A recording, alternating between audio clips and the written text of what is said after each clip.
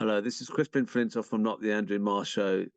Before this video starts, I'd just like to ask if you'd subscribe to this channel if you haven't already, because we will be covering the general election from a totally different perspective from what you get from the mainstream media. We'll be talking about the candidates who are taking on Labour and the Tories and pushing them all the way. So please subscribe and get updates. If we unite together, we will defeat Labour across Birmingham. Take a look at Ahmed's mayoral results. He won 4 of the central Birmingham constituencies and came a close second in another 2. Imagine for a moment this lineup here this evening in Parliament fighting for you. Who better than the people here? It certainly won't be Labour offering that alternative. So spread the word, lend your support, lend your voice, tell your friends, tell your family, and together on July 4th, we will kick the Labour and Conservative arse out of Birmingham for good. It starts here. On the 4th of July, we all have a golden opportunity. I'm quite confident saying this, that we will not have an opportunity like this in our lifetimes again. This is not a joke. This is serious stuff. For far too long, we have been misrepresented by Labour in Birmingham. When the ceasefire vote took place in the House of Commons, Shabana Mahmood abstained from voting. Shame. And that's when I decided to challenge her. I tried to find other people. I couldn't find anyone. I tried and make some Labour Party members resign. They wouldn't do it. So I took it upon myself and I said, I will teach them a lesson myself. Times Radio asked me, surely you don't want to do so well that you cost Labour the chance of a majority Labour government? I laughed. What don't you understand about our demand? We demand a hung Parliament as a result of the 4th of July. Why? Because if we get a hung Parliament, whoever wants to form a government will need to speak to us. 6 of us, plus Jeremy, 7 of us, plus Keith Mason, 8 of us, plus all the others that we get elected. They'll have to come and talk to us.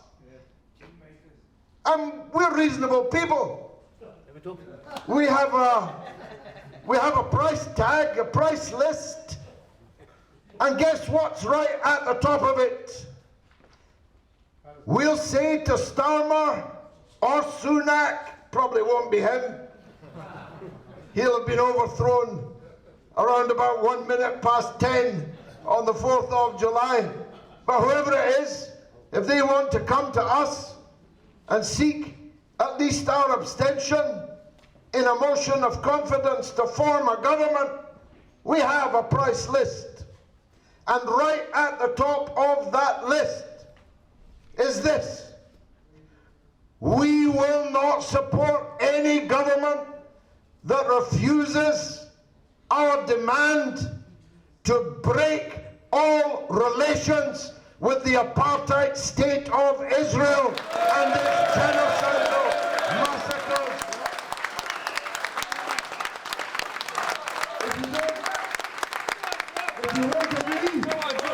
If you won't agree to that, you can leave now. Don't imagine that we will ever support any British government selling weapons to Netanyahu that blow the heads off Palestinian children, cut the limbs off Palestinian women, that leave old men lying dead on the street, the dogs feasting on their bodies. Don't imagine that we will ever support any British government that has any involvement in such crimes. We have other demands. I, for one, will be demanding proportional representation to be introduced in our elections so that you get exactly the number of seats that you got, the number of votes. If you get 10% of the vote, you get 10% of the seats in Parliament. We cannot accept Keir Starmer getting 36% of the vote and getting a majority of 250. That's obscene. We will not accept it. But we have other items on our price ticket. On that Times Radio interview today, I was preceded by two boys playing with their toys. What submarines they were going to build, what new warplanes they were going to build, new warships, new wars. They were ready to fight anybody, everybody. Ready to fight the Yemenis, ready to fight the Iranians, ready to fight the Lebanese, ready to fight the Palestinians, ready to fight the Russians, ready to fight the Chinese. You wouldn't think that we had an army so small that you could fit it into Villa Park. Because we're never done thinking up new enemies to go to war with. And now we have a situation this day where Labour and the Tories have both pledged to spend hundreds of millions of pounds more on weapons and war every year. And so I said, when they came to me, I've just been counting up the costs of all those weapons you're all going to buy, and I'm thinking of the cold, damp houses in Birmingham, in Rochdale, in all our inner cities, and I'm thinking how many of those houses could be dry and warm and better rather than spending it on new warships and new wars. That's the third of my price tags.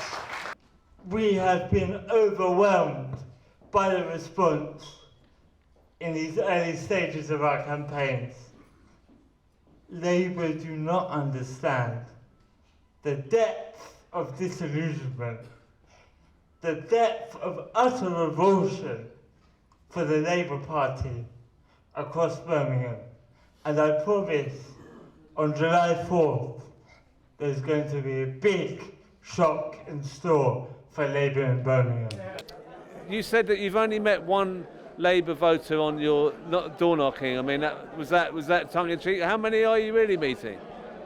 I'm being deadly serious. Support for Labour in huge communities and whole wards in Birmingham is at an all-time low. This is different. This time is different. You know, sometimes you find people who say, what has Palestine got to do with the general election in the UK? I'll tell you what it has to do with the election, is that every person who feels pain in their heart every time they see children being bombed, families being shot at in tents, do not want to vote for a party whose leader said that Israel had the right to cut off power and water. I've lived in Gaza. I remember the power cuts that they already had in Gaza. So to hear that makes me feel physically sick, to be honest, that any human being would want to inflict that level of suffering on a civilian population is unforgivable. And that's how tens of thousands of people in Birmingham feel. They feel that it is morally impossible to vote for a party and to continue to support a party that whose leader, advocated and pushed such a position. Now, this is historic in Birmingham because there are people here who have voted for Labour for many, many decades and are saying they will never vote Labour again.